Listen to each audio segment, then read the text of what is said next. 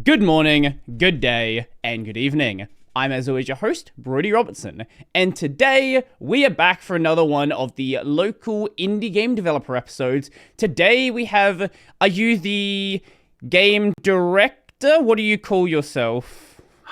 I don't know what to call myself. So I'm the everything dude at Radiobush. Just call me the everything dude. That'll work. Sure. I do a lot of design. I do a lot of coding. I do a lot of all the things: advertising, marketing, community things, everything. I don't make music. Right, okay. I'm not good at that. Everything guy minus music. Yeah, but I'm very hands-on with the music guy, and I tell him exactly what I want. So. Right. Okay. Maybe I'm a control freak. Just call me the control freak. That's fine. Sure, that works. So, yeah. I guess the first place to start is what is the game? We can go from there and then expand outwards. The game is Light Haze World. It's a bit of a strange idea, but the idea is that the main character goes shopping, gets overwhelmed by the crowd, and then reimagines the mall to be Tasmania. The other big part of the game is it's only a puzzle game. There's no combat in it. Mm-hmm. I love puzzle games, but so many puzzle games have just puzzle after puzzle after puzzle, and they never have any story involved in them. And I always thought, why not make a puzzle game that's got some story and something to do besides just puzzling? Mm-hmm. So, yeah. Fair enough, simple idea. Yeah. Sorry, I don't know. How long do you want me to tell you about it? No, you can go on for as long as you want to. No, I think that's an interesting idea. And the first thing, like, when I first saw the gameplay, I was like, okay, this is like a neat little puzzle game. This is cool. I'm not big on puzzle games myself, but during that demo you had at AvCon, there was the segment when you get to the mall for the first time, and I'm sure there are other bits later in the game that are like this, where you see, like, the world start to crack apart. You start to see the main character. Their name is... what would that be? Nim. You see Nim's world, like, break apart, and it was like this sudden change in vibe, and honestly, for me, that was the thing that got my attention. Like, the puzzles are cool, but, like, that sudden change, that was really cool to me. Yeah, I appreciate that. Like, one big thing that we wanted was puzzle. The other part was we didn't want puzzles that were hard, like too hard. Right. There's so many puzzle games I've started and I've never finished because they're way too hard. So the puzzles are kind of like the doing thing to relax your brain in a weird way. Just doing these, they're not easy, but they're not hard. They're mediocre kind of puzzles.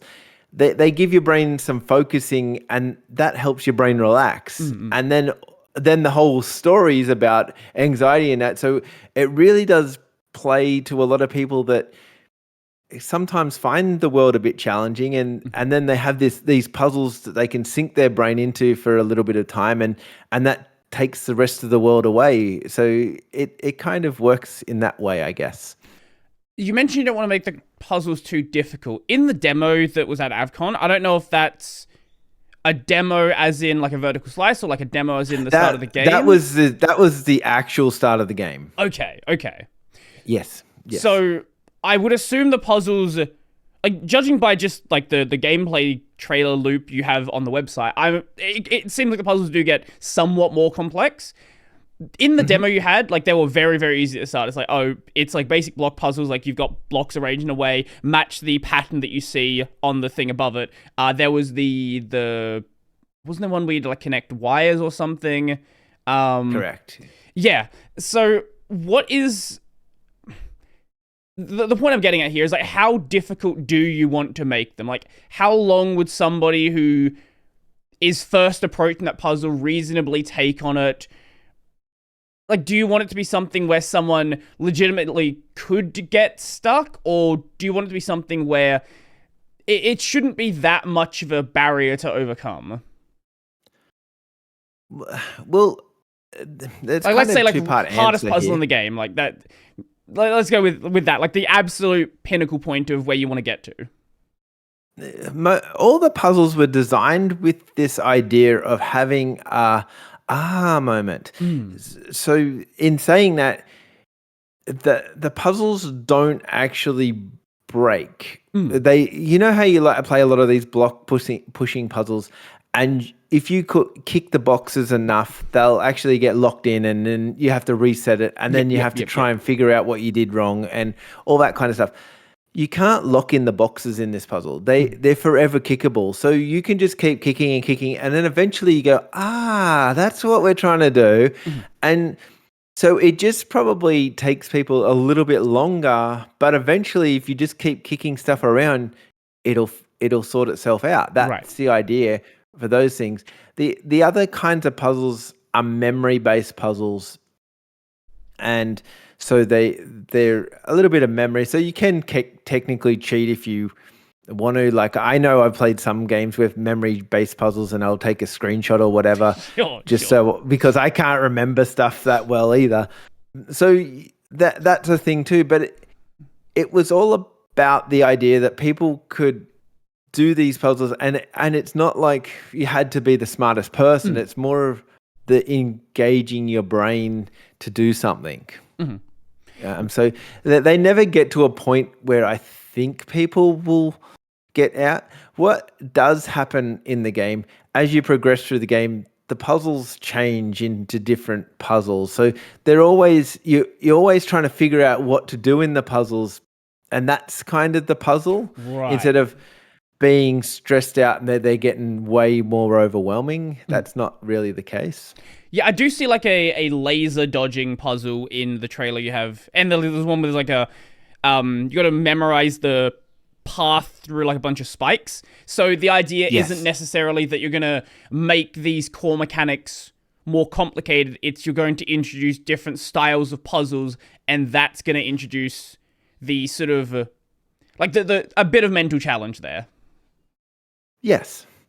Yeah, that's correct. Because, I mean, I loved playing The Witness, and there's a few puzzle games that I've played, Talos Principle, and I just get to a point in the game when I think, I'm not even enjoying this. Yeah, okay. Yeah. I'm just, I get to a point in the game where I think, I'm not even doing this now. I'm just looking this stuff up because it's way too hard. And why was the front so satisfying? And then you almost get to this point in the puzzle game where you think, maybe that puzzle, maybe the puzzle's just too good for me. Maybe this game's too big for me. And I give the game credit, and I think the game's amazing, but then I think I'm not all that clever. Where we've taken a bit more of a almost mobile game approach to the puzzles, where it's about getting through the game and enjoying being in that moment.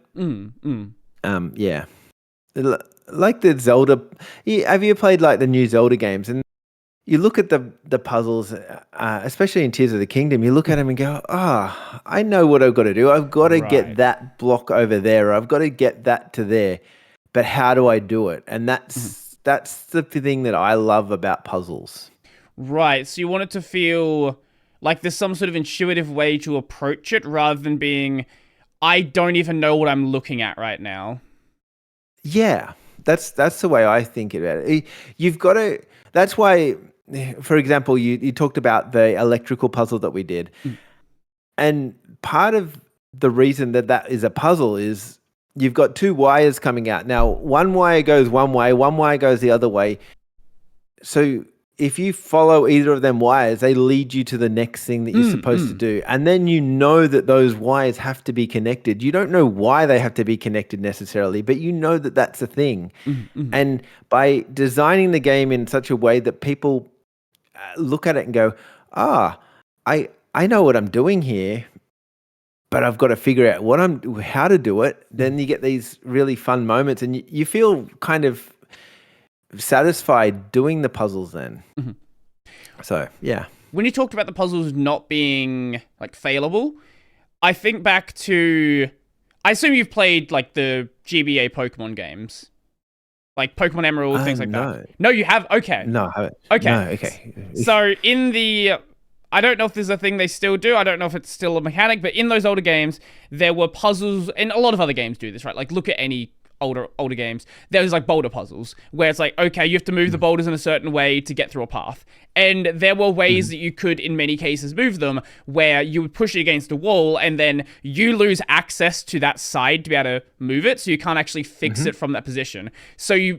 I did notice in the puzzles you have with those block puzzles, there's always like ample space where you can access the blocks from any side of them. And that completely eliminates that problem then. Yeah, there are some puzzles where I've designed them where you can't access them from one side.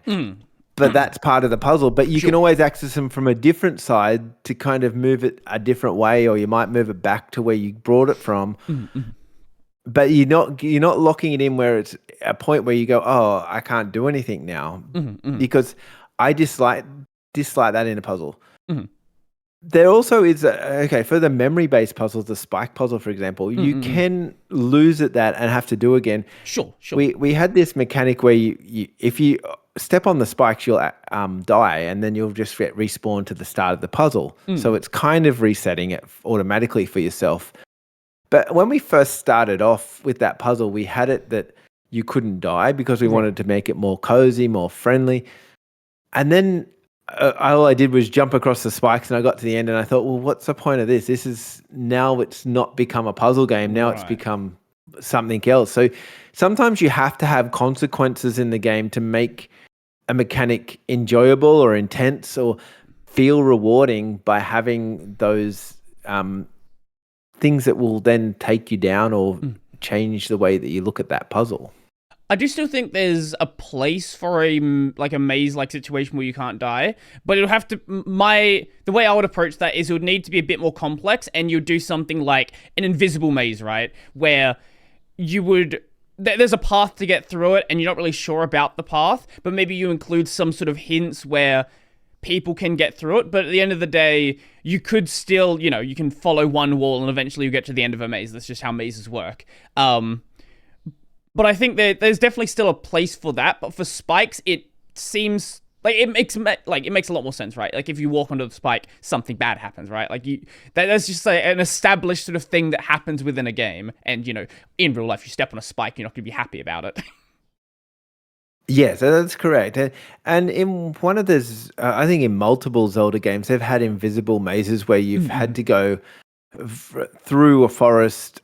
And then the same thing happens there. If you take the wrong direction, you respawn at the start of that maze and you have to figure it out again.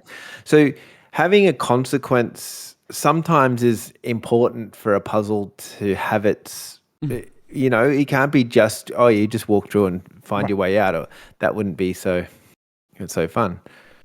I do agree that consequences definitely do provide value there. I think some games take the idea of a consequence like too far. You see this in a lot of games, especially a lot of like older JRPGs, right? You have long points between where you're allowed to save. So you die and then lose 30 minutes of progress, things like that, where it's a consequence, yes, but it's not a pleasant one.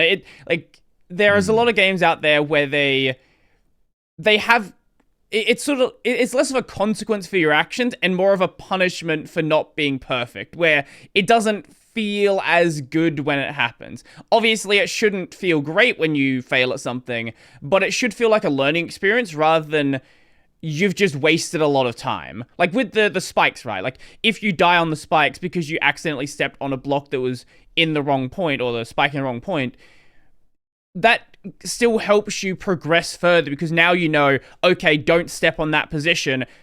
I know, I now have that memorized in my head that that's a dangerous point. It helps you memorize the path. Yeah, that's correct. That's true. But also when it respawns you, it spawns you near the button that will raise up the spikes so you can have another quick look. And then you can, I got it to there. Oh, that's what I did wrong. Oh, okay. Next time I'll go this way. I very much love the idea of having people not get frustrated to the point where they want to quit the game. Everyone nowadays, how many people watch Netflix and can't even watch the whole movie without watching their phone at the same time? Sure. So if we're going to punish people that hard, they're just going to quit our indie games straight up because that's what people do these days. So you've got to have some punishment, but it can't be so punishing that it's going to make you want to quit the game. Right. So yeah. It's a fine balancing line, I guess. So what is the general overarching gameplay loop? Like, what are you as the player attempting to do? Why are you what are you doing to progress, and why are you trying to progress? Like, where are you trying to get to? Well, you're trying to get to the end of the mall to get dog food for your beloved Chewie. So he plays a big role in the game as being like your guide, helping you go, oh, well, I've got to get through this area. He's like your strength, and you're making you feel like you can do this and get over there kind of thing. And so that's the big loop, is basically trying to follow Chewie through this big world to get to the end and get your food and make everyone happy. It's more of a, I don't know, it's kind of like a 2D platformer. 2D platformers are always about getting to the end. It's kind of in the same vein as that. It's just getting to the end, finding a way to get to the end so you can get dog food for the puppy. It's not the great, it's not the biggest of stories, but that was designed in a way too. Like, if you remember playing through the game, you would have seen a lot of the words fall down, and on purposely in the game we made all the thoughts really short, so you would get like a sentence at a time. Because you obviously played a fair chunk of Pokemon. How many times have you just spammed the A button to get through all that writing text that they send at you? And the weird part was when we started putting the words there that they fall down every time you get to them, people would get to the words and they would read them quickly because they know they're going to disappear. So they've got like this, oh, I better read what that says before I do anything else. And they start learning that that's a thing to how they learn the story. Right. But on the other hand, with little kids that don't necessarily want to read all that stuff, they can play through and go, oh, that says some stuff, whatever, I'll just keep running. I've got to get to the end, So there's two levels of kind of gameplay there, depending on what audience is playing the game. Yeah, a lot of games do have a problem with lore dumping, where they just throw walls, and it's not trying to progress any character's story. It's not trying to move the plot forward. It's just, hey, you don't know what's happening right now. Blah, blah, blah, blah, blah. Just like throw everything at you. You'll work it out after 30 text boxes. And I think doing that doing it more through sort of world design and very subtle interactions, it's difficult to do well, but when it is done well, I think it works out considerably better. Oh, I agree. And we've kept all our cutscenes down to, maximum of 30 seconds. Because I can't be bothered sitting through 5 minutes of cutscene, especially at the start of the game. Nothing shits me more than to go into a game that I don't even know if I want to play yet, and you're going to give me 5 minutes of cutscenes, and I'm like, oh, let me play a little bit first to see if I actually care for this game before I get involved with your story. Right. And so finding that balancing act has been a bit challenging too, because there's so many games that are probably not giving a fair chance because they've just dumped me with so much information at the start that I feel overwhelmed and don't want to go on anymore. Welcome to the kingdom of you don't care yet. There are 4 nations fighting for leadership. You don't care about any of these people. Oh, someone just died. You don't care about them yet. So many pieces of media that, again, it's the whole lore dumping thing where they tell you all of these things about these characters you don't care about yet, and then it's like, no wonder people don't really vibe with that, right? If you're gonna just think, go on. Sorry, I just think they're trying to make you want to like this character. Like, for example, some of these other games, they build the story into the game after you start playing a little bit, and then all of a sudden I want to know more about that character, and then I go chasing the information. Right. That's the way, the attitude that I've brought to it. I don't want to force feed it to you. I want you to want to find that information. So yeah. So sorry. No, it's all good. It's all good. I do think that there is a place for that, like, long cutscene introduction, but if you're gonna do it, you have to be very confident with it. You have to make it something that, even though people don't know what's going on, they're gonna be immediately hooked. And I think back to the opening cinematic for Final Fantasy X. I don't know if you've played. Have you played that before? Not that one. I think back to Horizon Zero Dawn, the first cutscene. Yeah, that one there. It was very. I'm assuming it's on the same kind of vibe, but those games, they did it well, and they both got me interested in the story. They threw out breadcrumbs though. They didn't dump it in your face. They kind of they threw out these breadcrumbs, and you got you thinking about the game before you even started playing the game. And that's great. But when you say, "Oh, you've got to like this character," you got to like that's not great. Like in FF10, there is this. It basically, the entire opening, it's just playing death metal in the background. You see a character with like a big cloak just slowly walk up as this giant ball of water is appearing. The city just gets like blown up. Everyone is like freaking out. Like there's no dialogue during it. It's just, here is something really cool happening. And even with no context of the game, it's still a really cool sequence. But then very quickly after that, you then get introduced to the characters. You sort of start learning what's going on. You're not really sure about the world, but you're invested because of what you just saw.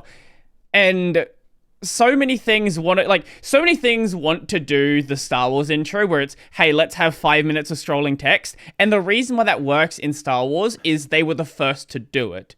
Anybody else who tries to approach it in the same way, what are you doing? Stop it. But if it's not there in Star Wars, there's something wrong. Yeah. No, I agree. And so that's where I think, back to the original kind of question in all of this, the idea of the game, the main game loop, is to give people a break from their lives because everyone's so stressed in their lives. But then also on top of that, we wanted to have a story that was something you wanted to find, not something that we jammed down your throat and said, you're going to like this story, damn it. So, yeah. No, I think that's a good way to handle it. And it's sort of, there is sort of a, even though it's not explicit, a sort of, how would I say it? Like a driving force that pushes you ahead. You know, like from the start, it's established, you're trying to collect these coins, these tokens. Okay, so I'm looking for that sign. You eventually find, I think the bridge is the first thing you find where it's blocked off. So you're like, okay, I need to go do I established from the start, I need to do a puzzle to get these. I can unlock with the coins. Okay, I need to go find where the rest of these are in this area, and then I can progress forward. Like, it's a very basic way of handling it, but at the same time, it does what is necessary to drive that forward. Yeah, well, a big thing that I don't think enough indie games realize, and the reason that is part of our game, is indie games fit into the game ecosystem like this. Most people will play AAA games and then they might play an indie game on the side. That's just how the game ecosystem at this point in time works. So if I make a game that is so complex that you can't go away and come back to it, what chance has anyone got of playing my game? The idea is that I know that my game's not going to be probably the game. I mean, there are going to be some people that are just going to love it and whatever, but probably for the masses, they're going to play it on the side with after they finish playing Fortnite or Minecraft or whatever it is, Mhm. and then they want to just be able to pick it up and drop it off as quickly. So when they get back to it, they're like, oh, hang on, I haven't joined that bit up. Let's go Right. and do that and keep progressing. So that's why it's got a simplistic kind of way of approaching that game design, so people can find their way. If they potentially put the game down for a month, they can come back and go, oh, that's what that I remember now. I just hook those things up and away we go. Right. And so yeah. Yeah, I do find there's a lot of games out there where I take time off and I come back and I just kind of forget what the game is. I kind of forget what the objective is and where I'm sort of aiming to go. Some games go a little bit too hard in trying to rectify that issue. I think of a lot of Ubisoft games where it's like, oh, let's put 1,000 objective markers on the screen. Here's your mission list everywhere. It's like, you will never forget what you need to do because it constantly tells you every second of the day what you need to do. But yes, I don't think that's the best way to handle. I think you can be a bit more subtle in it and still sort of make it clear what you're trying to do. And I think games like Hades, where even if you put that game down, it's very clear what the next objective is because there is one thing you can do. You will go to the hub area and then you'll go do a run through, like, trying to go beat Hades. And that is the core game. It's a very simple loop. You might forget controls, you might forget, meta builds, things like that, but you never forget the thing you're aiming to do, and that is the one thing of go to this area. Yeah, that's right. And that game's a great example too of, I remember playing that game and I'm like, oh, what is this? It's okay. And then I would come back to it a month later or 2 months later, and then I would get into like building kind of a bit of interest in the lore, and it didn't force feed me all that straight away. It kind of gave me the opportunity to get that later on. And I mean, that's what a pretty perfect indie kind of game is, where you can come back and just, oh yeah, not everyone is going to just go and play your game full time when they get an indie game. They're going to have to have a half interest in it, and then they'll play parts of it in between other games, and then eventually you might win them over and they'll be a super fan or whatever. So you've got to take that into consideration somewhere along the way. So at this point, how long has the game been a work in progress for? 4 very long years. So it's been a long time, and that's partly because I guess I didn't know what I was doing a little bit at the start, and figuring it out has been a thing. I remember the first World 1 that I ever built was like 10 times bigger, and then I just thought, this is unachievable.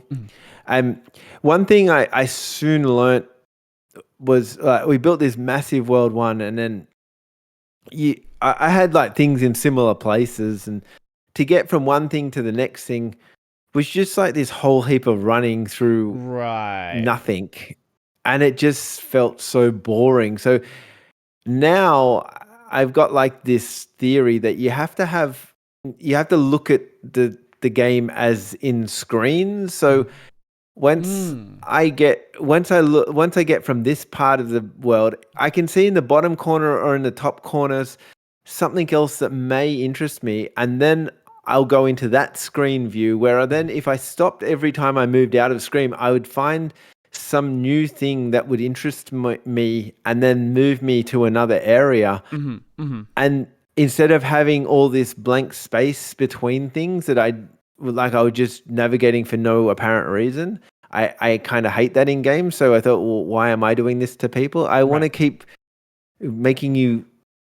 I like the idea of exploring, but you've got to have a little bit of a snippet of where you're going to explore. Like, oh, what's up there? Oh, you've got to have a reason to explore, right? Yeah. Like a lot of games, they have a really big world and then they don't put anything in it. There's no, like, a lot of games have a fast travel system and you feel like you want to use it because why am I running between these 2 points when there's not going to be anything of interest that happens?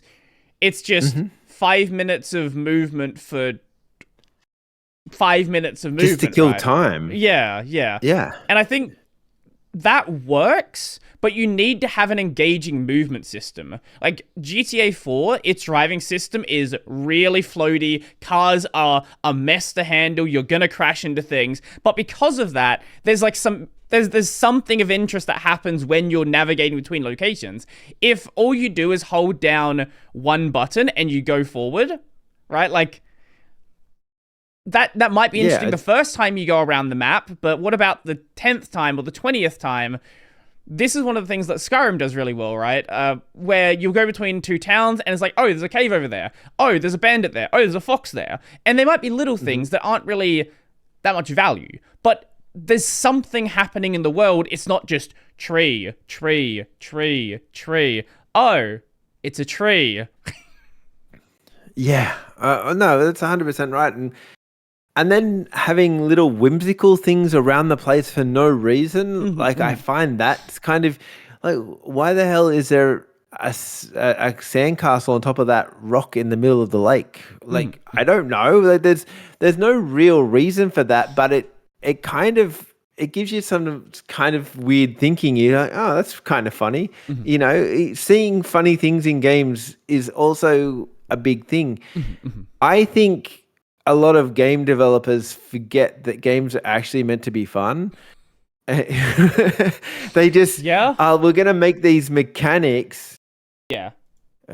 That's weird. Mine doesn't do that ever. Yeah, I don't. I do streams quite often, and they very rarely.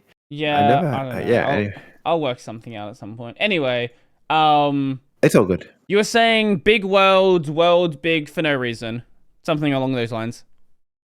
Yeah, and no, then I tangented into, I don't think enough game developers remember that games need to be fun. Like, we have so many games that they got really, really good mechanics in them, and they're really technically spectacular, or they're graphically amazing, but they're just not fun to play. Like, they're just missing that fun and that you got to find interesting things in the game. You got to, you know, that's what used to make.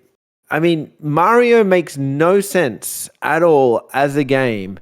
If you look at it objectively and said, like, what is good about Mario? It just makes no sense, but it's just fun because it's so weird.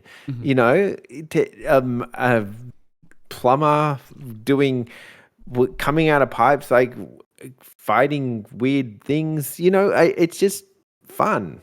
So yeah, I think fun is something that we really look for.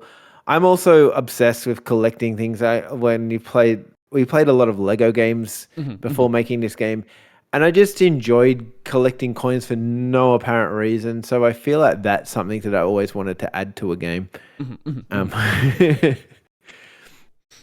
So yeah, collecting and puzzling. I should have said that at the start. Probably. Yeah, but we'll get to it.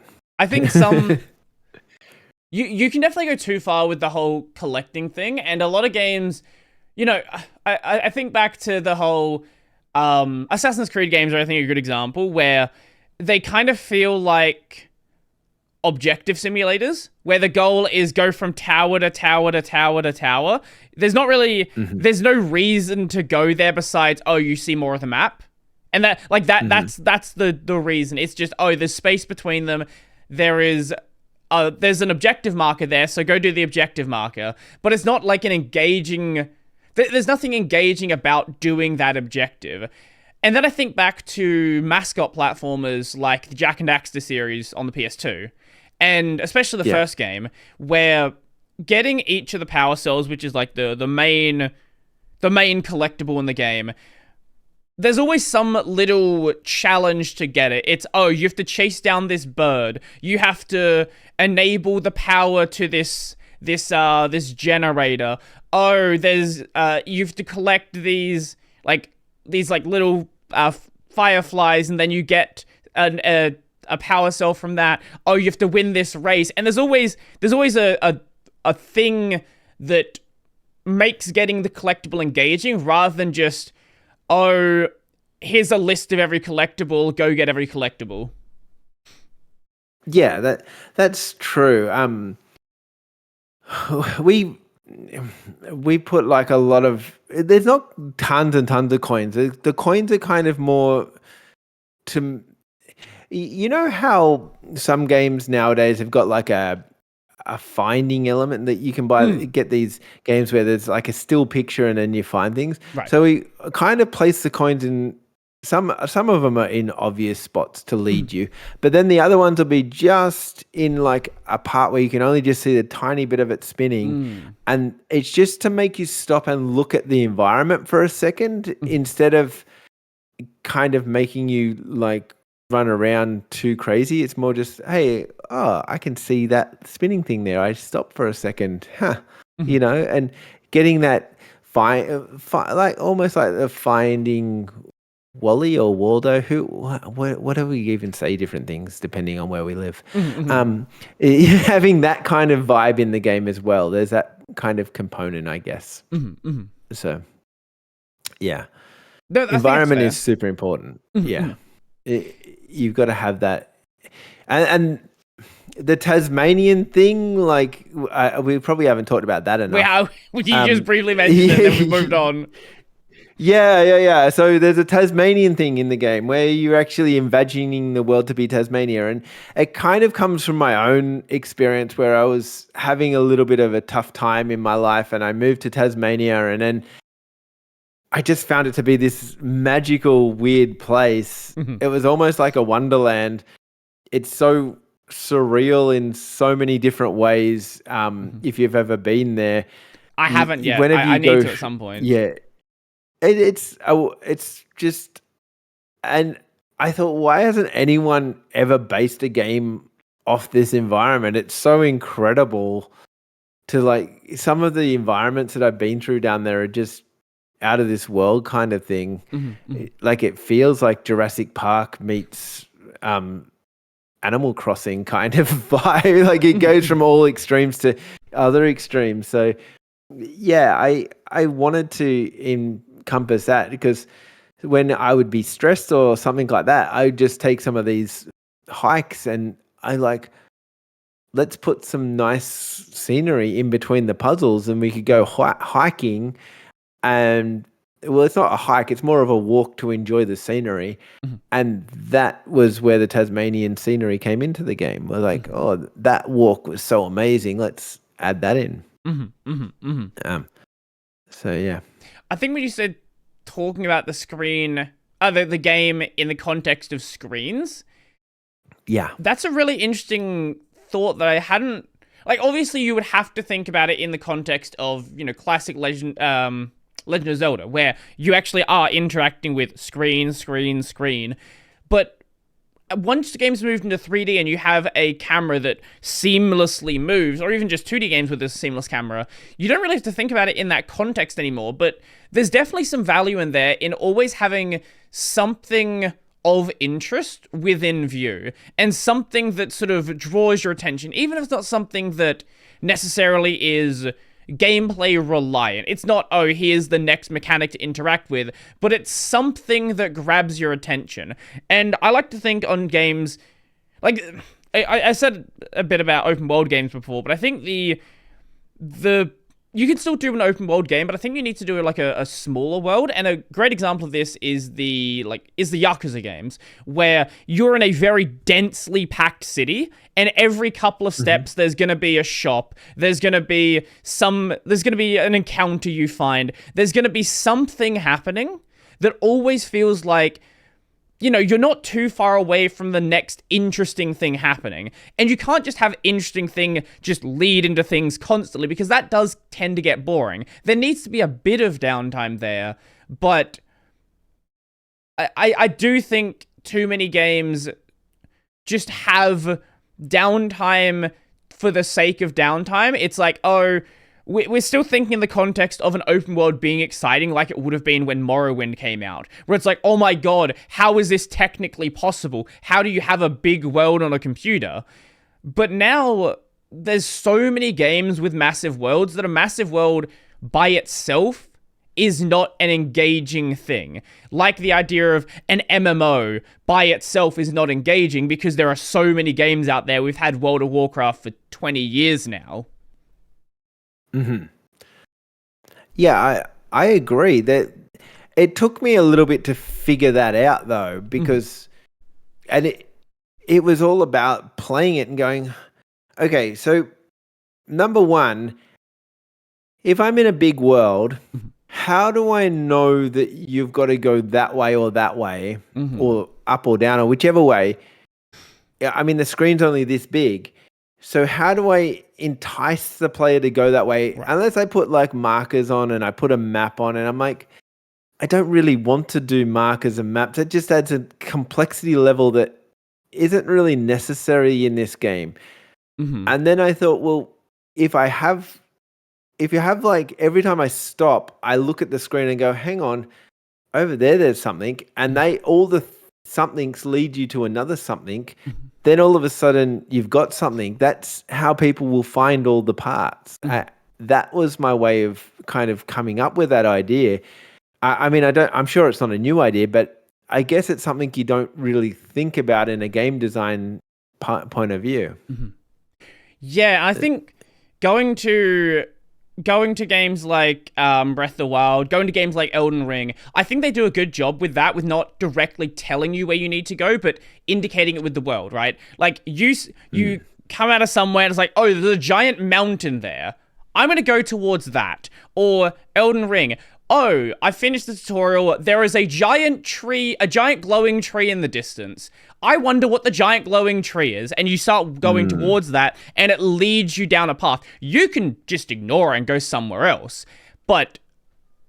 Or actually, Skyrim's another good example. Skyrim, when you finish the tutorial, to your left, there is a river, and you would, like... If you're in a forest, you're lost somewhere, you're always told, follow the river, follow some landmark, and it naturally guides you towards the first town, and from there you get your first quest, and then, you know, the world expands out from there. But if you don't want to do that, you don't have to. It's just, there is a marker there that isn't necessarily the game telling you have to go here, but it's still something that most people are going to see and think, oh, that's something of note, that's something of interest, I'm going to head towards that direction. Yeah, and that's exactly right. Like, I mean, we get so many people, or not so many, but we get some people, a small percentage, that will go and will go the completely wrong way and not the way that you expect them to go. And that's okay. But like, for example, in the game of World 1, we've made it so the natural progression of the puzzles, the easiest possible one is right there in front of you. And then the hardest one is actually the longest way around to get to.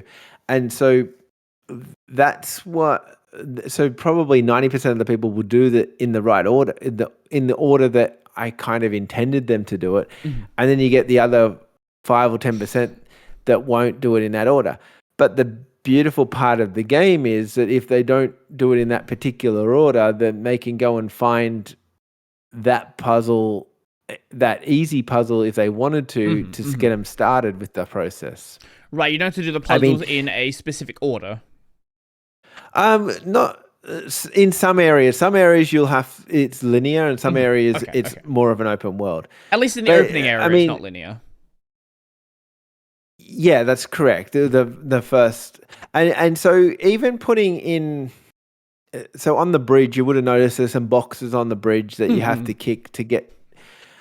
So that's the last line of defense, so to speak. And what I mean by this is that if you didn't figure out that you have to put the boxes in patterns to get the coins, when you get to the bridge, there's some boxes placed in front of you that you have to kick out of your way so you can learn that kick mechanism. Right.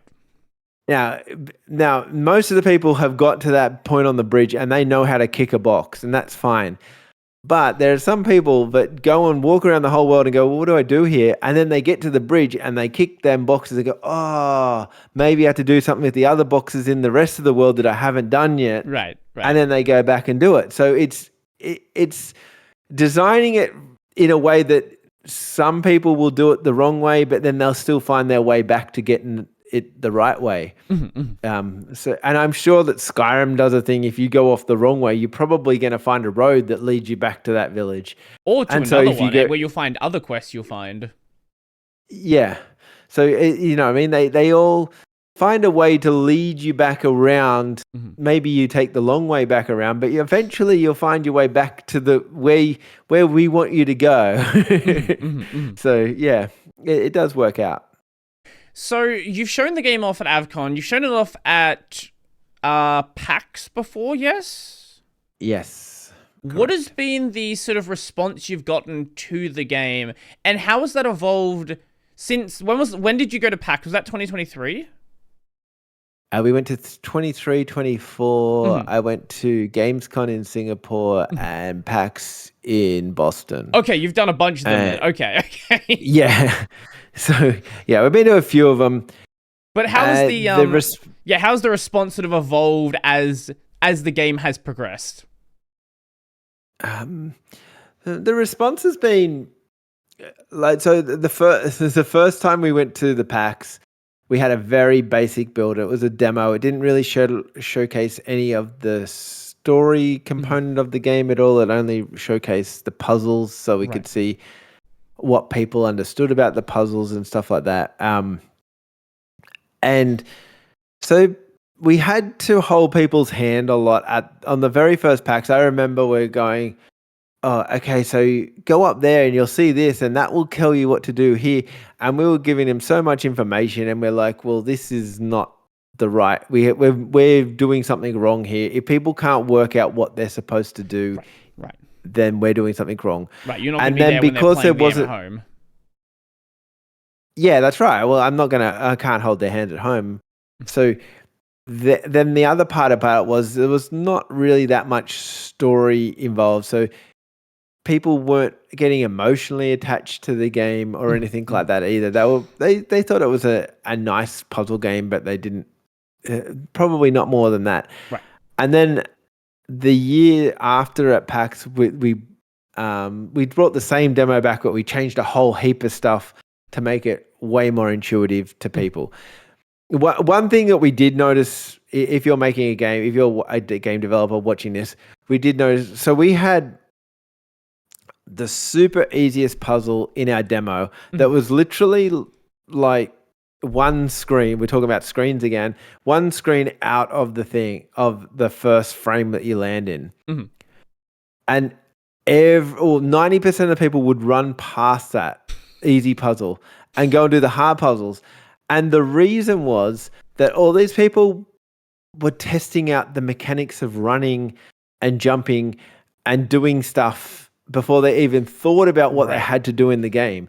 And so they had to get like literally about 5 screens before they were ready to think about what they were going to do in the game. So that's why when you played the demo or the full game at AVCon, you would have noticed you arrive on a boat, you walk a couple of screens, you get a little cutscene, and then you got like a little bit more walking around, and then eventually you stumble across your first puzzle. And that was because of our first demo that most people kind of came across and they weren't even interested in doing a puzzle. And then they get to a hard puzzle and go, well, what am I doing now? I'm like, well, you've missed the easy puzzle. And they're like, oh, I didn't even know there were puzzles up there. I'm like, So we're learning a lot about how people interact and how people think has been a massive part of how our games evolved. Right. And then recently we've just been bringing the full game to conventions.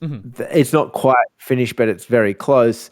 And getting some feedback on how people are playing that. So, and basically we stand there and don't even talk to people anymore. Like, we do if they want to talk to us, but it's not like we don't have to explain game mechanics or anything. They just sit down and go for it, you know? So it has evolved. Like the response, I guess, has been really positive, but we've spent a lot of time watching people and seeing what people do and Right. some weird and wacky things that people do, and we're like, I didn't even think to do that. Doesn't even seem like a thing. Like, why I would would you like to do hear some that? examples of that if you got any to hit on hand. Okay, so in the spike, there's a spike room, right? And you go in there and you walk through the spikes, the memory spikes puzzle, and then you get to the other end, and there's literally one box here, and the power's coming from the wall, and you've got to kick that box over, and then it will connect to another box, and then go out of the puzzle room. Now, a couple of people walked in and walked around the boxes and went to the other box and kicked it towards the box that had the power.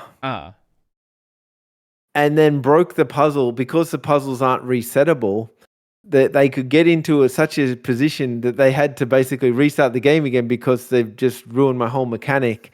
And I'm just like, why did you do that? And so it's just little things like that I didn't even think were possible, and they do it. And I'm like, I mean, this is 400 people playing the game and 2 people do that. So you're like, okay, so there is like a very small percentage of people that are going to make this broken. Yes. And yes, I've got to account for those people. Yes. Yeah. Would you want to make it so that puzzle can't be broken, or would you prefer to like implement some sort of puzzle reset mechanic where if you want to go back to the default state of that puzzle, you could do so? I did think about doing that, but there's something in the game that we've been working to is the rules of the game. So a big thing that we've been doing, and it's made it easier and easier as we've been getting through the game, is that we go, well, what did we do in World 1? We have to stick true to that. We can't have it that you can kick this box now, and then in World 3 you can't kick that type of box. Right. Then we've just made our rules confusing, and no one understands our game anymore because everything's changed. And so all we had to do, literally in that situation, it was a bad puzzle design, and we just had to redesign the puzzle to make it so the people could use it properly. Right. So that wasn't a big deal. And the whole idea of the game was always around the rule that you couldn't break the puzzles. Because if we implemented a thing where you could reset the puzzle by doing like pressing a button, then all of a sudden people, would they know that that's a thing unless we teach them that? And then secondly to that, would they just go around resetting all their levels because they were getting frustrated? They might be not thinking about a puzzle as much, like they might just go, oh, I'll just reset these puzzles. I'll just reset this. And then that just takes away from the game. So everything you add to a game has another negative effect to how you want the game to be played. So you have to be careful about just changing it for one particular moment.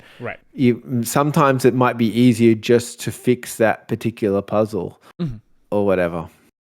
So yeah. When you talked about players going around and breaking things, I am the kind of person who will do that in a lot of games. Like if I have, as a prime example, if a game gives me like a double jump and an air dash and maybe some attacks that will slightly raise my height, I'm going to try to find a way to get out of the map. I'm going to try to find a way to get onto something I shouldn't be getting onto. And a lot of the time you can. And a lot of the time, I think it's neat to find things like that. I've said this with other devs. I think the idea of God, I am never adding jump to a game ever again in my life. That's how I feel about jump. We had so many problems with the jump mechanic because people would just hold down the jump button, hold down the sprint button, and then they jump and do all kinds of silly things that would break the game.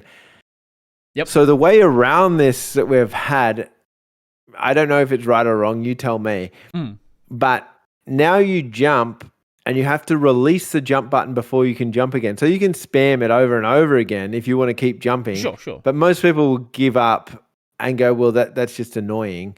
I'm not going to keep spamming the jump button. Where when they can hold the jump button, they will hold it just for the fun of it. Oh, yeah, no. So you definitely should be. You have to press it. Yeah. So you have to depress it before you can jump again. And that's fixed a lot of problems in the game. Having that where you can't just continually re-jump.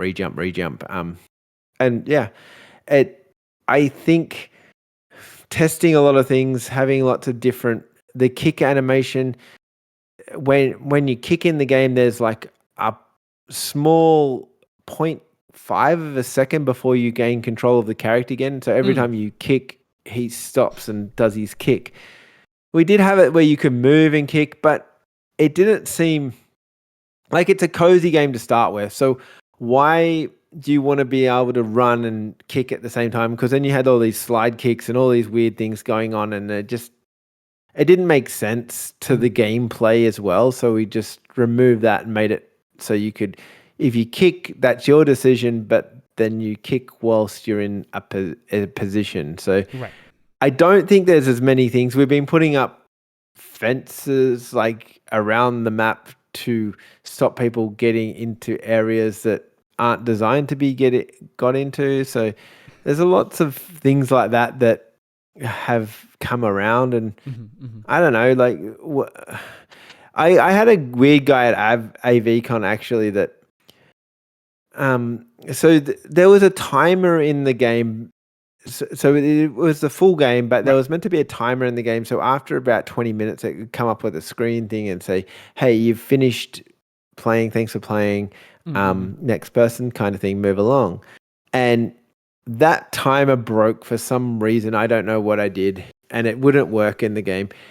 And so this guy got through the whole first level. He got through the intro and then the first level.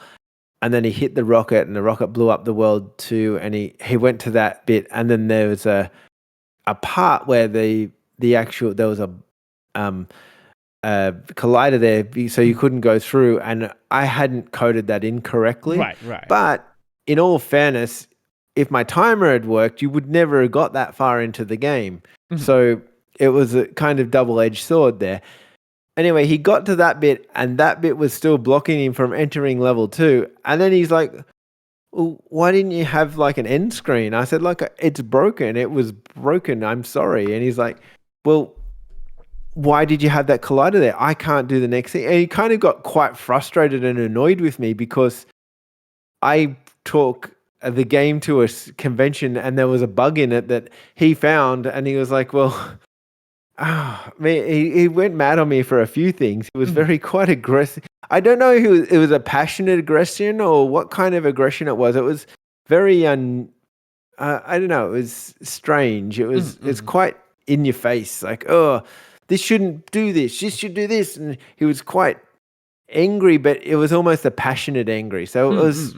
I wasn't upset at all, but I was. Well, if somebody's going to play the game, back. Like how long was he at the demo for? If he finished the entire first level, like you had the 20 minutes. Oh, he was about an hour and a half. Played. Yeah, he clearly liked the game if he's that far into it. But he was kind of so passionate. He was almost getting aggressive at me. It was like, oh my dude, settle.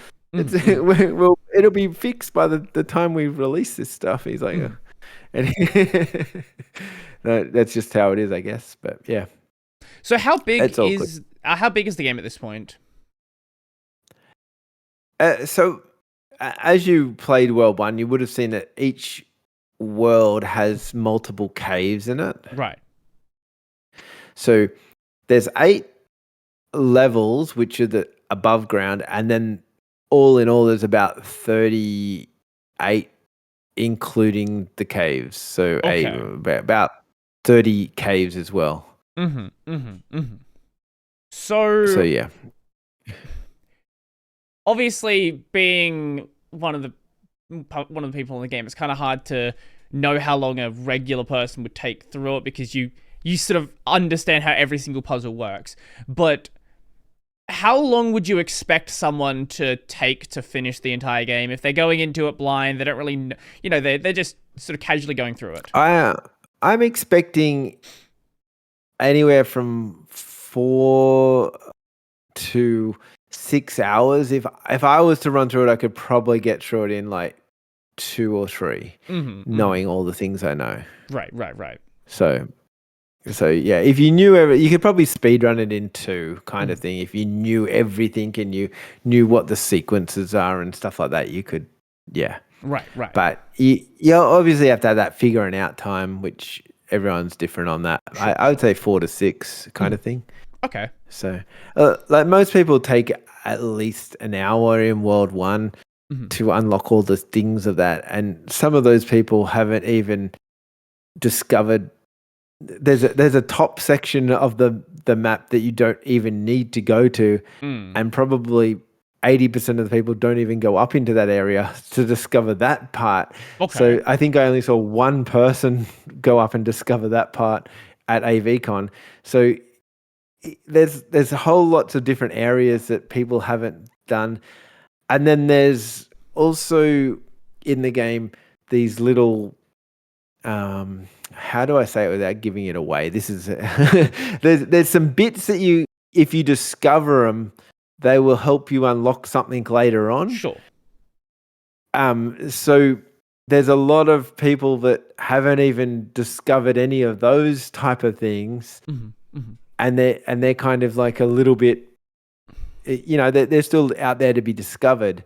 And so once you start, then you'll get to kind of like towards the end of the game, and you'll find out, I didn't discover all those things, and you might want to play through again to grab those bits and pieces.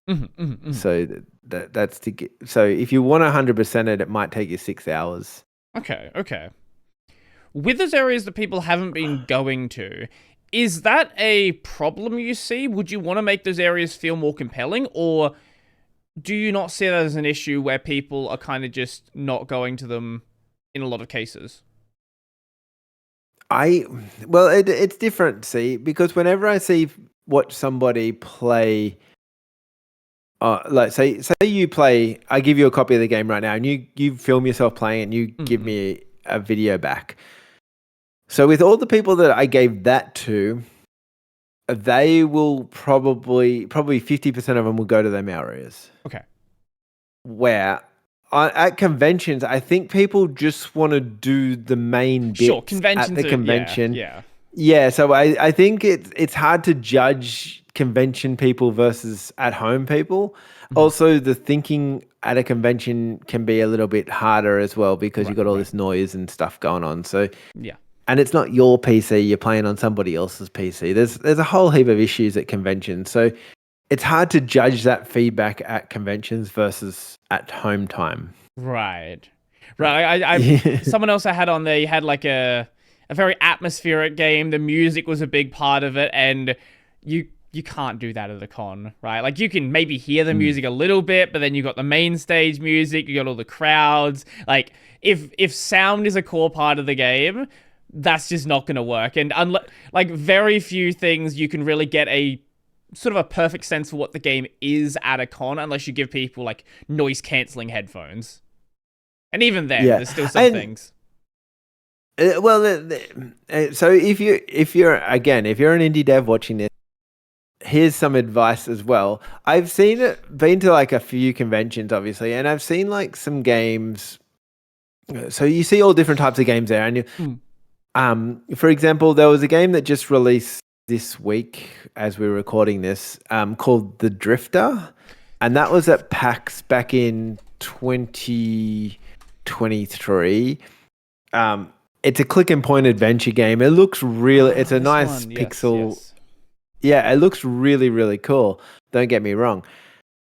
However, at the convention, it had like 1 or 2 people playing it, right? It wasn't really that popular, but I think it's probably already sold quite a few copies because it's got like 100 reviews or something. So if you get 100 positive reviews, you're on your way. 443 reviews now and 97% positive. So that's Yeah, that's really high.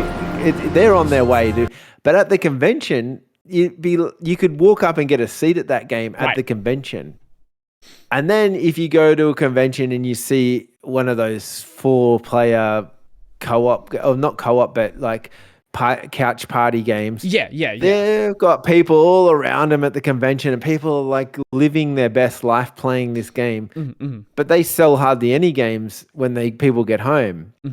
So there's some games that are really, really, really good for conventions at drawing a crowd, and other games that aren't so good at conventions for drawing a crowd.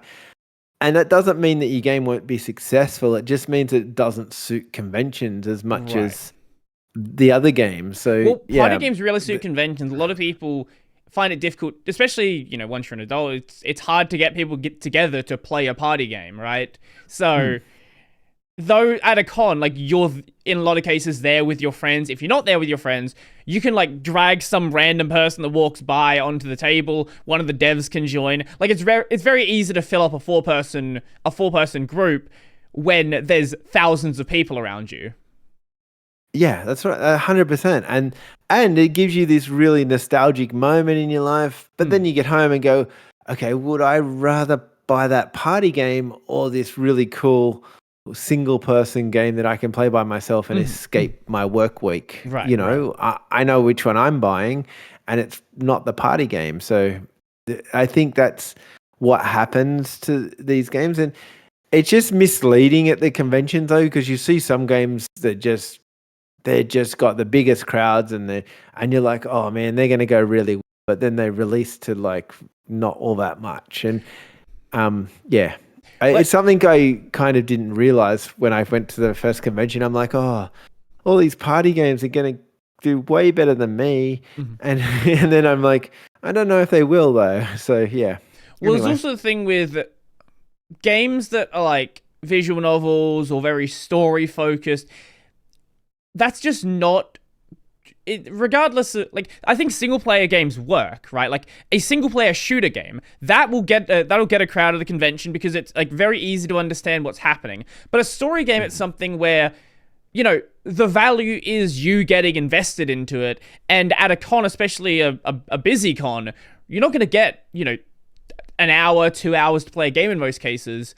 You might get 15, 20 minutes, and it's very difficult to get really invested into a story game when there's tons of crowd around you, there's music going on, you can barely hear the game, and it's a story game, and it's requires you to be in a situation where you can really enjoy it. Well, and the other part is most people go to these conventions with either their friends or their family. So I don't know. Like, if my kids started playing a game, I'm like, oh, I don't want to stand here for an hour waiting for them to finish playing this game. But if we sit down at a booth and we're playing like a party game, yeah, of course, we're going to love it, because we're going to just sit there and play it at a party booth. That's kind of the way that it is. We don't have to think about it. We just jump in, we start, we go and kill each other or whatever it is in that particular party game. And then we probably never talk about it again. So it's sad. It's a sad fact. It's just misleading when you're at these conventions, I guess. Yeah, I never really thought about it from that perspective because I've only been going to AvCon, and yeah, I have noticed at AvCon, but I need to do. I want to do PAX at some point. PAX would be fun. I do have plans. I'll be at PAX this year. Come over and talk to me. I do have plans to do Sage next year. That's the SA. Okay. What is it? South Australian. Whatever it is. Local South Australian game one. But definitely PAX is something I need to do for sure. You would... it's a different beast. It is 10 times the size of like AVCon. It's a different game thing. It's a different crowd, a different vibe. But it's definitely worth doing at least once or twice. It's good fun. But yeah. Sorry. No, it's okay. Come over. You come over and see me. It's fun. I might have to. When is PAX? October, the 11th or something. We'll see. Maybe I'll go. We'll see. Yes, that's all right. You should have applied for the PAX creator thing. Yeah, I should have applied for the Avcon one, but I didn't do that either. So it is what it is. Maybe next year I'll apply for Yeah. that. Um, so with the game, what have you sort of taken as inspirations for it? That's I remember very clearly when we started making the game. Mm. Me and Liam, who's making the 3D models for the game, we were over at my place. This was like 4 years ago, maybe a bit longer, Mm. and we were. I just got a PlayStation 5, I think, at the time, and we were playing Sackboy's Adventures, and we're just like, this is so fun. Like, why is this? Why does not everyone play this game? It's so amazing and fun, and so that was probably the starting point of we wanted to make a game that was kind of got that something that Sackboy's Adventure does is it gives you a path to go through and there's lots of little bits and pieces to the path, but um it's not necessarily, some of them are hard and jumpy and there's probably a little bit faster pace in our game, but we really liked the way that the levels were constructed, where they were big, but they weren't too big, and you could still explore them, but they weren't over the top. So that would have been the biggest one. If Astrobot had come out, I think that would have been another inspiration at the time, but obviously it only just recently dropped. Right.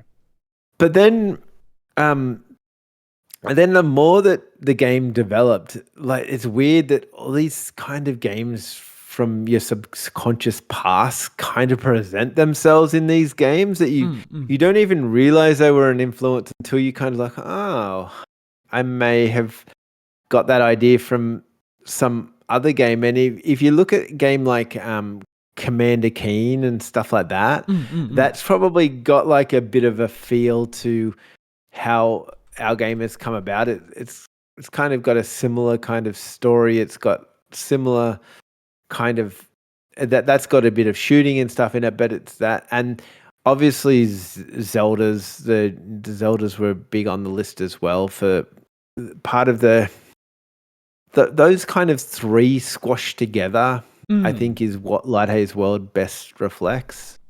So yeah. As I've said before, I do think the exploration of the anxiety part is a very interesting inclusion into the game. And how did that sort of make its way into what you want to do? Oh, so the main character, I remember at the time my son would have been about 9 years old. He drew this purple guy like that.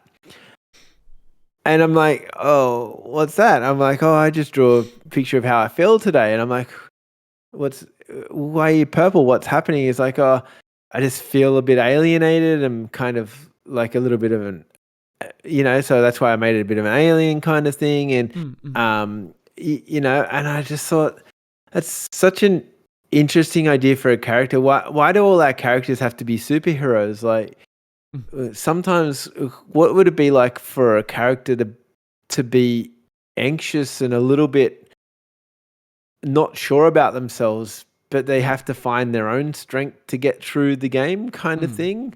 So that's where the anxiety part of the game came from, as we wanted to represent that in a way.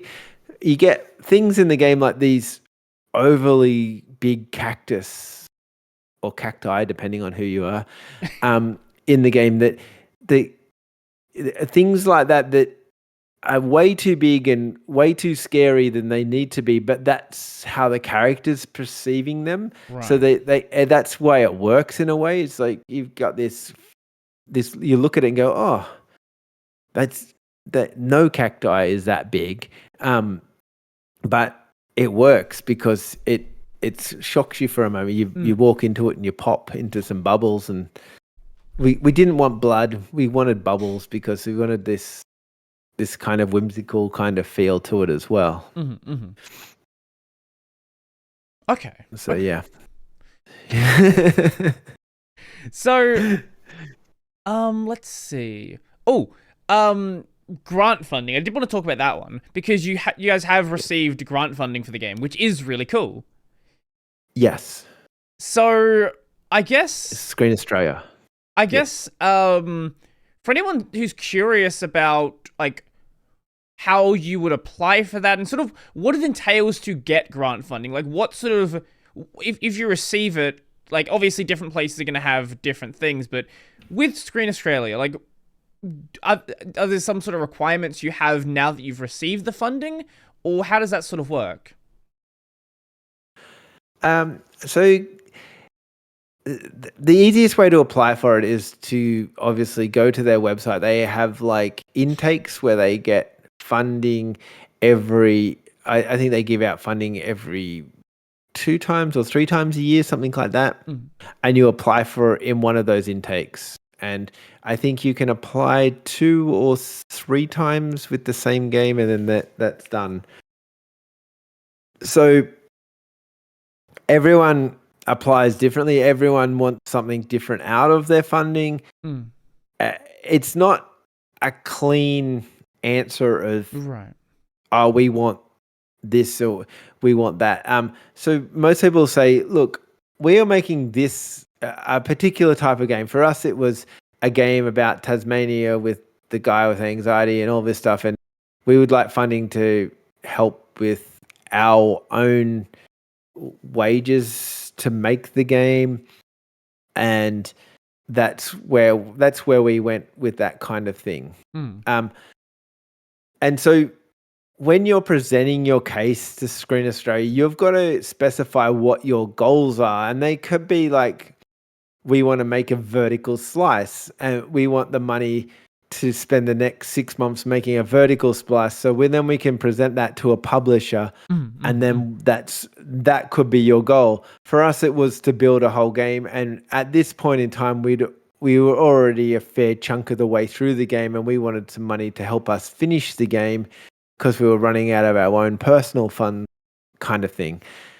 So we had something pretty good to share with them in regards to what our game looked like.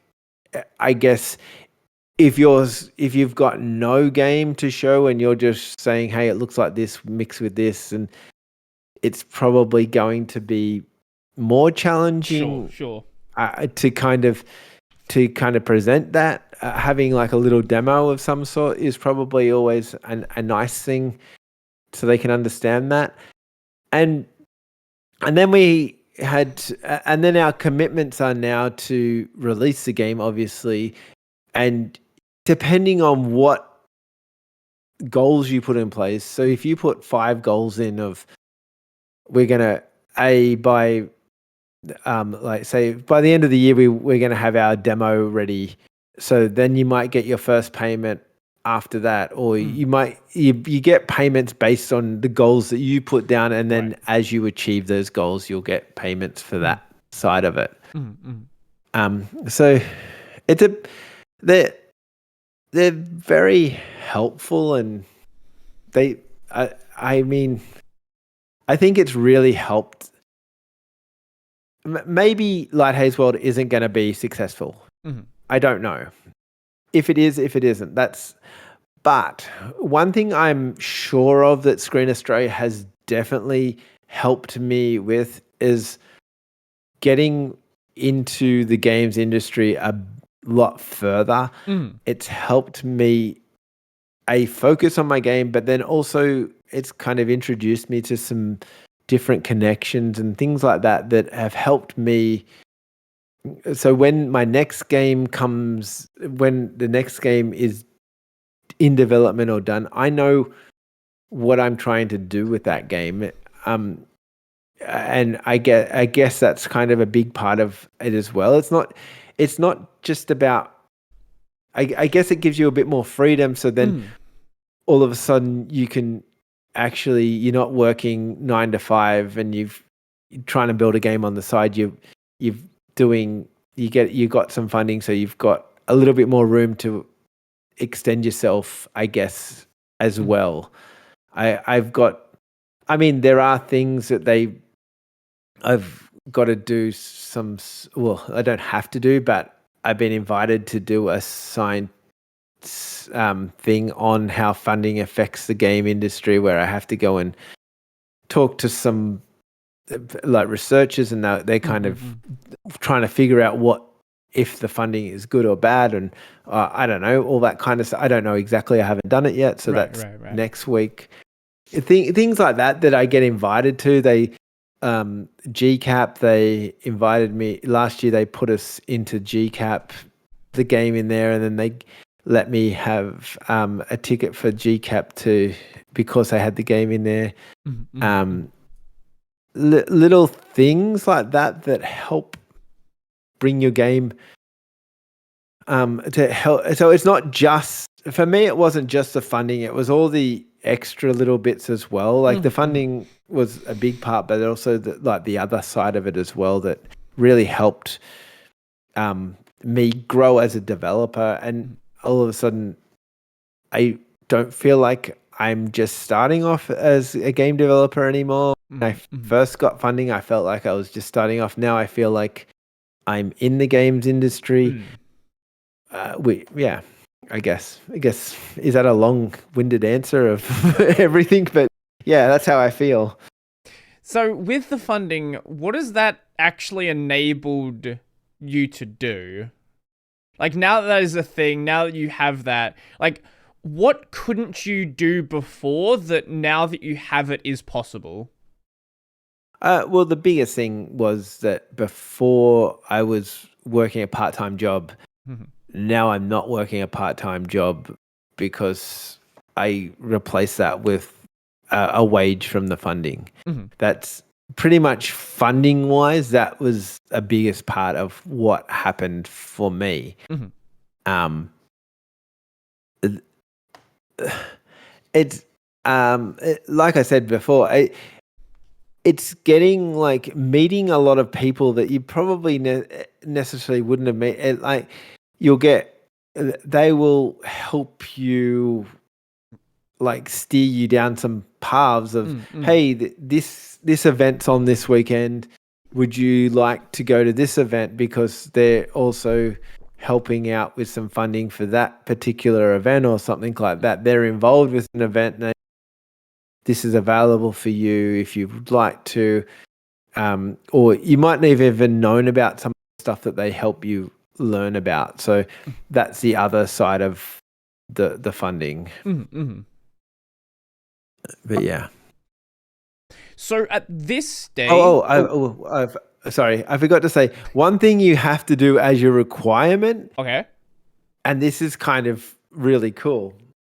Once the game is finished, you have to submit it into the game database in Canberra. Right.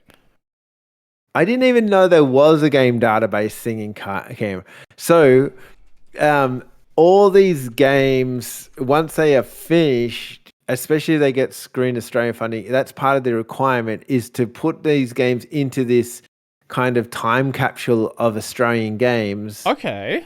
And yeah, and then they just like, I don't know, if you go, the big part is, if you come to like some places in Melbourne, there's like a game, say they put the museum puts on a games from the 90s type thing. They might draw from this catalogue and then, in 10 years time, they might put Light Haze World into some gallery as a remember this historical event when Light Haze World released, but this is their drawings and this is their artwork from then, and this is some of the old stuff of the game before, way back when. And yeah, so I just found I get to be kind of in this time capsule, which, like, to me, that's really, really cool. No, that is super cool.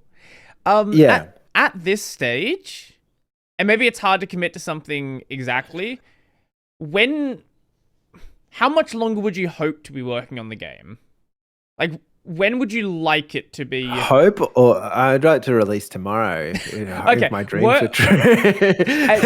with the current plan you have, like worst case scenario, how long do you think the game is from being done? So I think I put a post up yesterday saying, for the first time ever, I've built a test demo with every single level there. So we've been testing all the levels, like you test them in Unity as you're building the game, and we've tested them rigorously like that. But for now, I'm testing, if you go and do all this stuff in level 1, does it do what it's supposed to do when you get to level 5? Does everything link together as a full game? Yeah. Yeah, so that's, I think that's right, but you got to play through the game about 400 times to see, just check it in different scenarios. If I didn't do this and I get to this part, did that bit do what it's supposed to do in that part?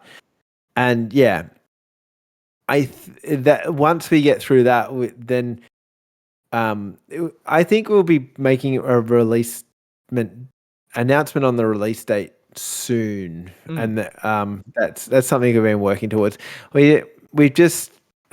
It's just been a little bit slower than we ever anticipated. Every level has been made by us going into Blender, making a whole level, then we put it into the game, we test if everything. One thing that I didn't want to do is have it so you have like that weird cutout when you run behind a tree and you see like a shader around. I don't love that because I feel like it takes you out of the environment. Like if we're running through the bush together and you run behind a tree, I'm not going to see you. I'm not going to see a cutout of you behind a tree. So I like the idea, but to do that, we have to have you have to test playing through all the levels and imagining and like just seeing what happens when you go walk around the level. Where does the camera cut out? Where does the camera go? And that's been like a bit of a time sink as well, but testing out the levels to check that the camera shows you what we want you to see. Basically, we've come, the rule for the game, remembering back to my rules, is that the character can go off screen for 1 second without being visually there. But ideally, if you move a millimeter either way, you'll see part of the character. Right. So the designing levels around that can take time because you're testing how long you're going behind items. You have like walls that are only like a certain height just so you can just see his hair run behind the wall right up against the wall. And so yeah, that's been a bit of a time sink, but most of the levels have been designed for a long time, but we're just testing all those camera angles and stuff. So yeah. Yeah, losing track of the character is something I always find annoying when it happens, and I see this sometimes in 2D games where they'll have like a foreground sprite sometimes, and usually it's fine, it's only temporarily hidden, but when it's in a position where you need to be able to interact with the character, it can be annoying. I think back, right now I'm playing through the original FF7, and it has like, it's a 3D character in a static 2D world, so you can move like, it's like a fake 3D effect because the PS1 just wasn't powerful enough to do full 3D rendered how they wanted it to be done. But there are lots of situations where you'll just walk a full path behind something and 4 or 5 seconds trying to work out where the path actually is, and you literally cannot see the character. And every time, I get it was like, this was graphically impressive on the PS1, but things like that have aged so terribly, and it always feels annoying when I have to do a segment like that. Yeah, I agree. And like I said, I wanted to have it so you go. We've got and so our camera perspective is that we worked with an orthographic camera perspective instead of a perspective camera perspective.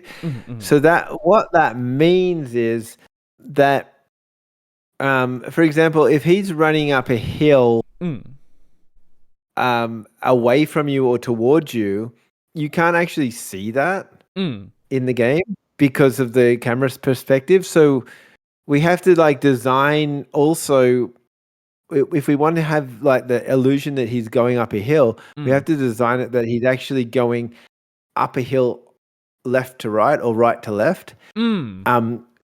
Just so you can feel like you're going up something. And so lots of little things like that natural, like don't seem like a thing, are a thing in this game that have taken some time to design just so it feels nicer. We spend a lot of time on the user experience more so than probably we probably had to or should have. But yeah, just to have that nice cohesion of, I'm doing this now, or I'm doing that now. And yeah, and that's been a big part of our development process. Do you want to make it so the user, I guess understands what's going on? I think it's the simplest way to put it, right? Like, understand what is happening in the game. Yeah. Well, also, one time, so we had the spikes where you die, right? And if you die from these spikes, you at one stage we have it so the player, it would come up on the screen, you died from the spikes, would you like to keep playing? And you'd have to hit the button and you'd have to keep playing. Right. And then we realized for that moment, for that split second that came up on the screen, that gave people the opportunity to think about, do I actually want to play? Right. So now if you die, it just fades to black and then it fades back on and you're back at you've just insta respawned. Right. So just to keep you engaged in the game, it's part of it is like a really engagement focused idea of we want you to be engaged. We want you to lose hours in this game. And that's what we wanted you, but enjoy that. We want you to enjoy this experience. One game that I feel like did that nicely for me was like Kendra as well. That's another game. I don't know if you ever played that one. It's a Zelda-ish kind of thing. You probably see a bit of Light Haze World in that as well.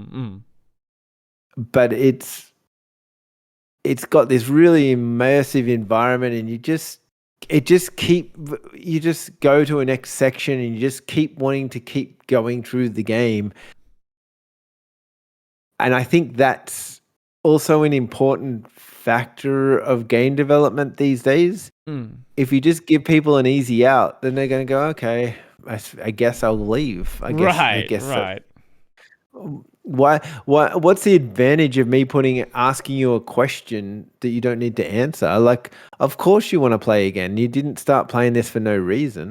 So, yeah. Right. So sort of, it's removing that, I guess, that tension point, right? Where there's like, it's not a game where it's not a game where there is some sort of giant drawback for failing the puzzle. So what's the point of asking them if they want to keep going, right? Like, this isn't something where, you failed at some really hard boss. Oh, are you giving up now? Right? Like, it's nothing like that. It's, you failed a puzzle that when you work out the path to get through, it'll take you 20 seconds to do. Yeah. Well, and the other part is, hypothetically, you die in the spikes puzzle 2 times. What's to say you get to the second time and go, oh, can't be bothered doing it now. I'll do it later. Every time you get that screen of saying, do you want to keep playing? And then you've got an easy out. Then all of a sudden people are like, oh, I guess. Where if you just keep getting presented the game again, you're like, "Oh, I'll give it one more crack. Why not?" And then before they know it, they've got through that section that they may have got caught on a little bit, and then they're back to like once you get through a harder section, you feel good about yourself. You naturally go, "Oh, you know what? I actually achieved something today. I got through this part of the game." So yeah, that's I don't know. Like I said, a lot of going to the conventions and things like that we've figured out over the years has been about figuring out how other people are in the games, what makes people tick, what makes people understand our game, not understand our game. And if you, I don't know, I feel like if you can understand a bit of that and you can make something that people really connect with, like you've got half a chance of having a game that will be successful. So a while back, you've talked about the idea of using, and at Avcon, this is what you did. You had level 1 as the demo that you've been using.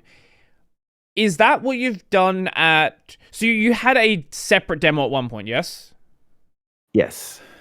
When did you swap to using level 1 as the demo? Was that just for Avcon, or have you done the previous cons as well? It was for Avcon and for Boston, so only this year. Before that, it was always the demo. Right. So with I've brought this up with other people as well, and it's something you see in like a lot of games where the opening of the game is really good and really polished because that's something that's been play tested a bunch of times. How do you ensure that other parts of the game are just as engaging as the opening, where that's where a lot of the play testing has been focused on so far? Yeah, that's an interesting question because you can there's another couple of ways of thinking about this also. If I give you the game to test level 1, right? And then I come back and give you that same level 1 to test a week or two later with the suggestions that you've put in, you can never give me the same feedback again the same time round because you've already done that. So what a lot of the time I like to do is get lots of different. I get people on Discord. I get people to test this one level for me, and I can only get them to test it once. After they've tested it once, they're done. They can only test. They can only test one because they can only get that initial impression one time, and then that's it. But I guess it's implementing things that you've learnt from the demo. So to be clear about World 1, I've only got people to play that since like this year, right? Okay. Now, I took that to Boston in America, and I still didn't have to explain that to any people over there. People understood it. I took it to Avcon. I didn't have to explain it. I haven't made any changes to that because all the information that I got from the demo, I implemented into the first level of the game. So all the information that I get from that demo, I've implemented into all the other levels of the game, and then I get a few people to go through and test them only one time because that way they can give me their first initial feedback, and then I can figure out what I have to change from that information that I get from them, basically. And also trying to work out if they can break bits and pieces that's the tricky part, but yeah. I think it's a fairly good answer. Yeah, I think that's a pretty good answer. Yeah. As I was saying, there's a lot of games out there. Like I think back on something like Diablo 4. Diablo 4 is a great example where the opening act, or Diablo 3 is a great example as well, where the opening acts are really polished because that's what the demo was. People, I think they ran a demo for like a year before the game came out. People put, collectively tens of thousands of hours into it. All the bugs got ironed out. Everything was amazing. And then people got to the second act and it was like, oh, this is a buggy mess. Right? Where it's like... but okay, I'll ask you a question then about how many people, if you go on Steam, right? Like you can see this in Steam libraries all over the place. Go and have a look at all your friends on Steam. Or on PlayStation or whatever platform has got achievements. And they have like a game in their library, and then most people have finished like level 1. Sure. Probably 10% of people have finished level 2, and probably hardly anyone has actually got through the whole game. Yes. Okay. That's definitely true. There's a lot of people who will definitely not finish games for sure, and not even progress that far.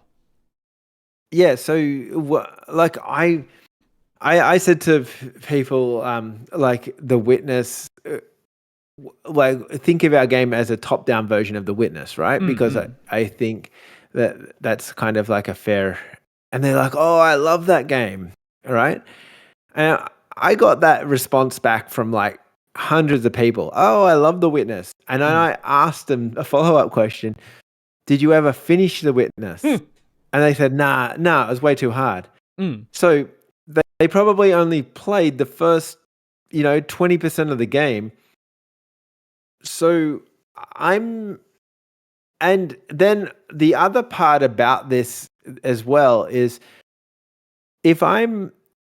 when I go into a game, I'll muck around in the first 2 levels and probably see if I can break the game level 1 and 2. Right. And then when I get to level 3 or 4, I'm just kind of focusing on getting through the game more so than breaking stuff. So I don't know if people don't search for bugs the later they are in the game as much as they do at the start sometimes. Is that a fair example as well? So I don't know if that's what game developers are playing to, I guess, as well. Like they know that they get people, especially even people in the media that do like a covering of the game, they'll play the first level and then go, oh, this is a great game, go and buy it. And then do they bother playing the rest of the game? So they even It Takes Two. I think that was a really, really fun game. Or Split Fiction. You look at them. I'm playing through that right now with a friend on stream. Yeah, Split Fiction. I played through it with my 10-year-old and we loved it, right? But you can find heaps of bugs in the last levels because they spent their time polishing the crap out of the first 50% of the game. And then they're like, well, everyone's going to say it's good to their friends, recommended on the first 50% of the game. And then the second 50%, like, and I'm not saying that we're going to have bugs throughout the game. Sure. That's not what I'm saying. I'm saying that I don't know if people go searching for bugs as much later in the game as well. So there's 2 sides to that, I guess. Sure. And so at the same time, though, if they are getting in the way of people's ability to play the game, obviously they're still important. Oh, definitely. That's what I'm testing at the moment. I'm testing that if I play the start of the level and if you get in level 1, if you get to level 5, is level 5 as can you break something from level 5 by doing something from level 1? So yes, I agree. Can you lose coins by just going through the game? But they disappear magically. Like I've played many games where coins magically disappear for some unknown bug. I don't want any of that stuff to happen either. Yeah, I'm looking at Steam achievements for a game right now. I've got the Final Fantasy VII Steam achievements. The achievement for won the first battle, which is probably 15 minutes into the game, 87.5% of players have this achievement. Yeah. Then just then using the first limit break, which maybe you use in the second or third fight, that gets down to 75%. Yeah, it's incredible. And those people are probably recommended the game to their friends because they said, "Oh, that first battle was amazing." So, like, I know that well, the way I think about it is that some developers really focus hard on those first couple of levels because they know that that's where people play the game. The people don't necessarily go all the way through that. In some ways, that's what makes roguelike games good because they can. You're basically playing the same game over and over. So if they fix all the bugs in that, you're not going to get bugs later on in the game, so to speak, because they're polishing all of the game, I guess. Sure. I don't know. It's an interesting debate, I guess. And yeah. Like I said, I'm working on testing the last game, so I'm not shying away from that. Please don't believe that. But yeah. So, what has been your sort of history with game development and just development in general? And like, have you made games before this that just didn't really see the light of day, or is this the first like actual project? I made lots of mobile games. I recommend if you're going to be a game developer, make a mobile game, and then you'll see if you're actually a game developer. Because two reasons. It's really, really hard to give away a free game. Like, if you can get people to buy a free game, then to download a free mobile game, you're winning. Okay. Now, second to that, it's really, really hard to get people to play a free game more than one time.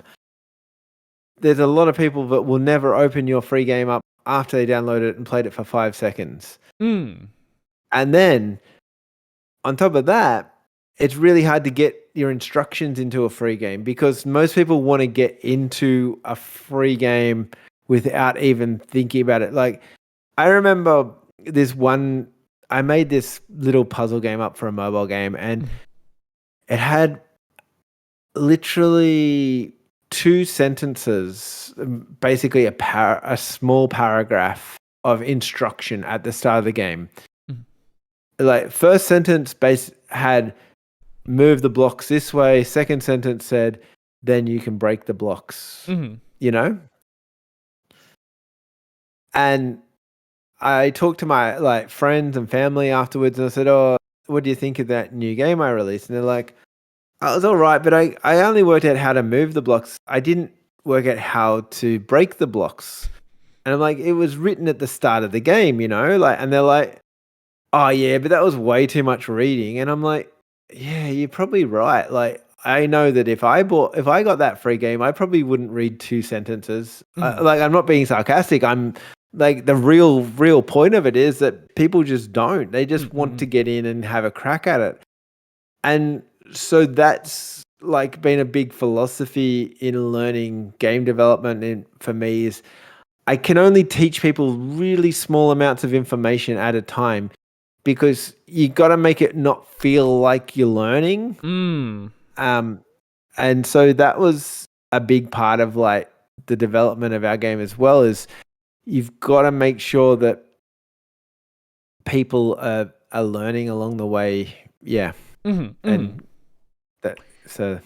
Right. And just teaching people through text is always going to feel, like a kind of the worst way to teach someone, right? Like, what you would want to be able to do is show people through like a visual demonstration, show people through the connection of actions, where it's a sort of a logical connection. This is the next thing you would do, where it's not necessarily, hey, you have to read this thing. Because as you said, a lot of people, I will see people play a game, and you know, you see a lot of games where it's like, oh, here's the tutorial dialogue, press this button to do this thing, that button to do that thing, and it's just like next, and then 5 minutes later, they're like, oh wait, what button do I press to do this thing?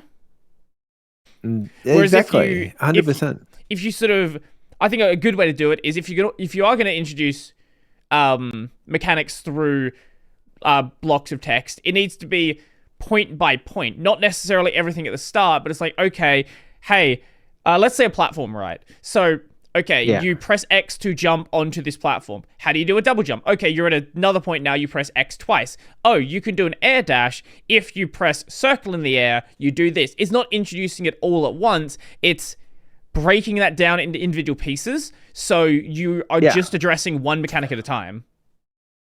Well, I mean, you could see that in Light Haze World. You start off by having to put the boxes into a pattern, and then you have to work out how to put the boxes, which have now got on the top of them some electrical wires, into a different, like you have to connect up those wires.